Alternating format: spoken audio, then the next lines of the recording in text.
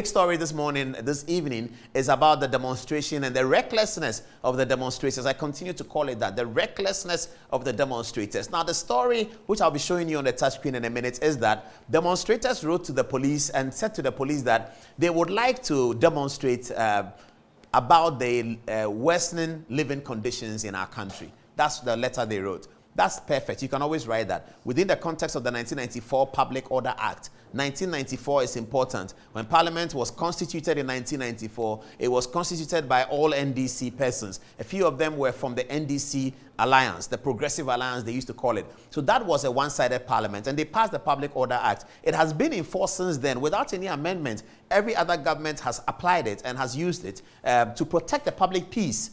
In the case of demonstrations, there have been several demonstrations between 2008 and 2017. There were several demonstrations. Since 2020, there's been at least this year, was it this year or last year, the National Democratic Congress demonstrated about the Western economic conditions. The demonstration was led by Adom-Otchere. He came here in the studio after that. It was successful. Today, the reckless people wanted to demonstrate, and they showed how reckless they can be. That's exactly what happened, and we'll get into the details. So the demonstrators told the police that we want to begin a demonstration at 3 o'clock. Who does that anywhere in the world? They want to begin at 3 o'clock and end at 8 or 9. What is that? Not madness? Why do you want to begin a demonstration at 3 o'clock? So the police wrote back to them and said, you cannot begin a demonstration at 3 o'clock. If you are going to do it at 3 o'clock, then we can't help you. They went to court. The court said, yes, you have the right to demonstrate. That is guaranteed by the Constitution. And it is protected by the Public Order Act, okay? It's regulated by the Public Order Act and guaranteed by the 1992 Constitution. Now, the court said you can start at 8 and end at 4. That's the normal working hours for us. And this is the rule that you have to apply. Demonstrators left court, converged this morning at the Obra Spot, which is the famous place where in Ghana we converge for demonstrators, and told their supporters that remain here, don't move. 3 o'clock we will start. We will not obey the court. We will defy the court. This kind of recklessness and irresponsibility must be drawn out of the youth of our society so that we can build a better tomorrow. It is recklessness, and you will see the videos where political people were addressing them and telling them that we will defy the court and defy the police. Is that how to do it? Is that how it has been done? Even Kumi Preko, is that how it was done? What kind of recklessness is that? Okay, let's go to the touchscreen and see. So this is the court order that came in yesterday. What's the date of the court order? I'll get it. It's AD 2022. What's the date? Okay. I'll find the date on it, but this is what the court said. In the matter of an application for a restraining order under Section 16 of the Public Order Act 1994 and the inherent jurisdiction of the High Court between, and these are the parties, the Republic versus Arise Save Ghana Now, Arise Ghana, respondent, Bernard Mona, the eternal demonstrator, my good friend, respondent, and Henry Otu, is the applicant. The ACP Henry Otu is the applicant. This is the nature of the court, of the matter that went before the court. It was an application for a restraining order. Now, the police are allowed to do that under the Public Order Act. They can bring a restraining order to be granted by the High Court. Let's see what the court said. And this was yesterday. This is the court's ruling. Upon a reading of the affidavit of Henry Otu, Assistant Commissioner of Police and Director of Operations, Police Headquarters, Accra, the deponent and the applicant herein, filed on the 23rd day of June 2022 in support of the motion on notice for restraining, i.e. prohibition orders pursuant to Section 16 of the Public Order Act 1994, Act 491, and the supplementary affidavit filed on 27th day of June 2022.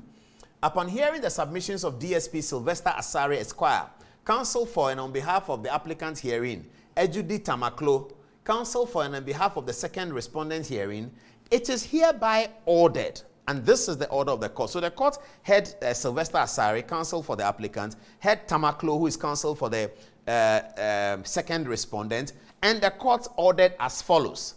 1. The demonstration can commence on the 28th of June 2022 at 8 a.m. and end at 4 p.m. Is that not a clear and ambiguous order from the court?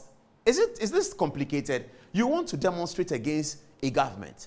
You are concerned about the economic situation, which all of us are. The court says that you cannot demonstrate at that your 3 o'clock. Now, the police go to court with a restraining order that these people want to demonstrate. They are allowed to do so, guaranteed by the Constitution, and then implemented by the Public Order Act. So they are allowed to do them. But however, they want to do it at an odd time. So court, please have a look. Here is a restraining order. The court hears the restraining order and then orders them that they can start the demonstration at 8 o'clock in the morning, which is what the police had told them already. And then they will end at 4 p.m. Okay, order number 2 that came from the court. The demonstrators shall converge at the circle or brass spot en route to Farisco Junction, to TUC, and end at the Independence Square. This is the approved route that was given to the demonstrators. Converge at a brass spot, and then you move to Farisco, through Farisco Junction, to the TUC, which is the central part of Accra, and then you can end at the Independence Square, which is sufficiently central for people to be able to see that there has been a demonstration and to create awareness about it. Because when we demonstrate, we want to send a message, and so we want to create awareness. So a route that's it's not obscure. It's what demonstrators always want. Those of you who live in Accra who are watching me, how obscure is this route? You start from Obra Spot, you go to Farisco, go to TUC, which is in the heart of the business district, and then you come to the Independence Square. How obscure is that? Anyway, number 3, the petition be received by a representative of the president at the Independence Square. To this extent, the application is partially granted. Respondents must comply with the Public Order Act, given under my hand and the seal of the High Court of Justice, Accra, 27th day of June. And then this was the order that was given by the court yesterday. This is the order that has shamelessly, recklessly, and grossly been violated by people who are motivated politically to cause recklessness. That's what it is. That's the truth of the matter. People can say anything they want. You can send your comments to Facebook. But this is what it is. This order has been violated recklessly. It has been grossly disobeyed. And it's an embarrassment to our judicial system. That's what has happened. Because this is the order that was given by the court. Let's move on. Okay. The police then proceed to issue a statement about what happened today. This is dated 28th June. And it's as follows. Arise Ghana demonstrators attack police. 12 officers injured. Police vehicles damaged. Okay, 1. The demonstration by the Arise Ghana group commenced with the demonstrators gathering at the Obra Spot at about 8 a.m. Contrary to the court orders, the organizers insisted on using routes leading to the Jubilee House. All attempts to persuade them to comply with the court-approved routes did not yield the expected results. 3. Unfortunately, and without any provocation, the demonstrators began pelting the police with stones. 4. So far, 12 police officers who sustained various degrees of injuries and were treated in the police mobile hospitals have been transferred to the police hospital for further treatment. Some police vehicles have also been damaged. So far, 12 police officers who sustained various degrees of injuries and were treated in the police mobile hospitals have been transferred to the police hospital for further treatment. Some police vehicles have also been damaged. Okay, number 5. The demonstrators further regrouped and burned tires on the road. The demonstrators further regrouped and burned tires on the road around Circle. The fire from the burning tires has since been put out by the police. 6. The police therefore had no option but to use tear gas and water cannons to subdue the rioting and restore order. The process is still ongoing.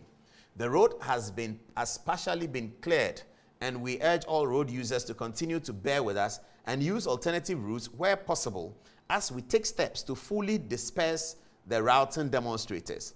We wish to assure the public that all those involved in this violent demonstration will be brought to face justice. That's what the police are promising the otherwise obedient Ghanaian citizenship, both of the NDC, MPP, CPP, whichever party you belong, and you are a law-abiding citizen. The police are promising you that and assuring you that all those involved in this violent demonstration will be brought to face justice. That's the police. Now, let's have a look at some of these photographs. These are some of the photographs now tonight going around social media and everybody's seeing them. This is a policeman whose ear is badly battered. We are sorry about that. This is another policeman whose head has been badly battered.